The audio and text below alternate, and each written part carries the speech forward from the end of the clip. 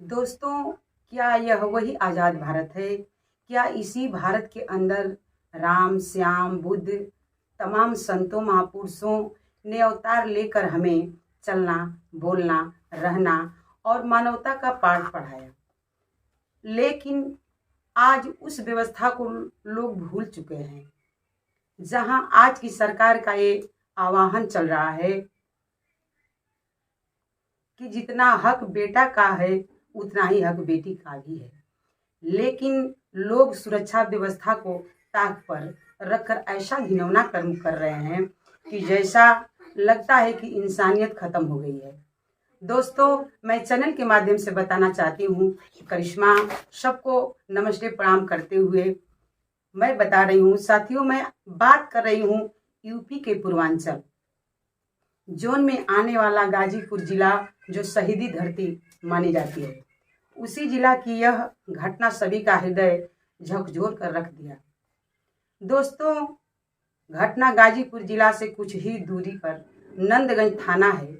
उसी नंदगंज थाना के अंतर्गत आने वाला एक डिलिया गांव है। उस गांव में एक छोटा सा परिवार रहता है। उनका परिचय इस प्रकार है। पिता शिवराम यादव, जिनकी उम्र 65 साल है। पत्नी उनकी जमुनी देवी, उम्र 60 साल है।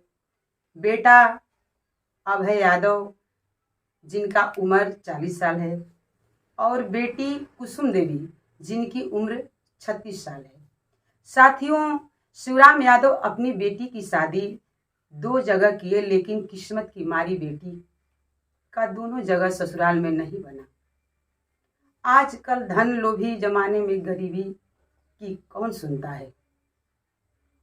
गरीबी के चलते शिवराम यादव अपनी बेटी कुसुम देवी की शादी तीसरी जगह नहीं कर पाए। नैहर में ही कुसुम अकेली दिन गुजारने लगी।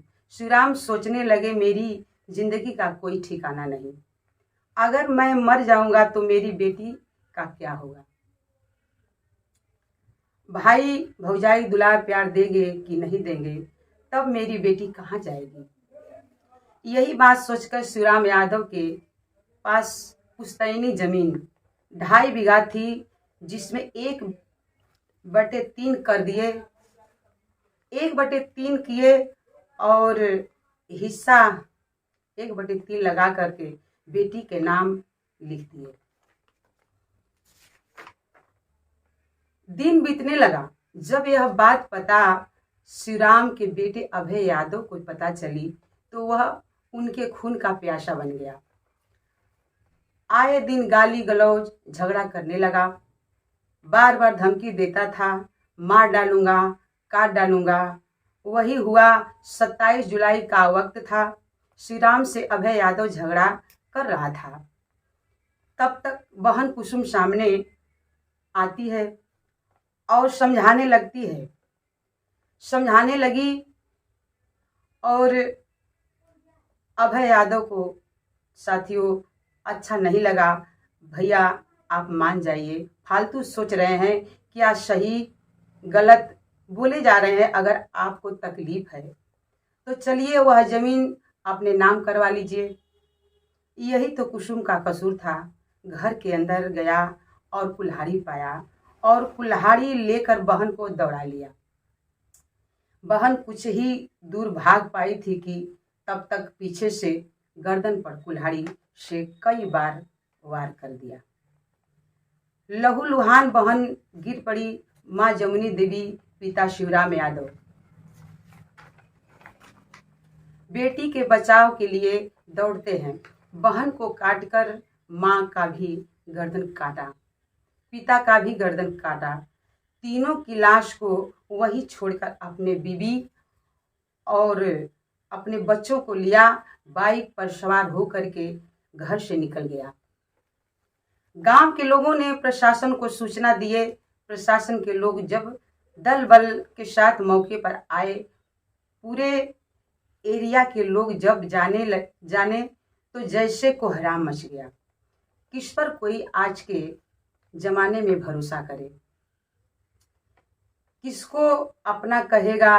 प्रशासन के लोग तीनों लाशों को सीलकर पोस्टमार्टम के लिए भेज दिए और अभय को पुलिस ढूंढने लगी। भागने की तो अभय बहुत कोशिश किया, लेकिन पुलिस के सामने नाकाम हुआ। पकड़ा गया, आज जेल का हवा खा रहा है।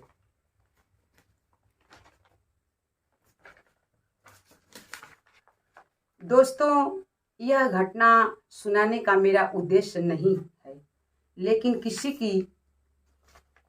किसी को ठेस लगे इस घटना को, जो भी भाई बहन देख रहे हैं, उनसे यही विनम्र निवेदन है कि ऐसी घटना फिर कहीं ना हो।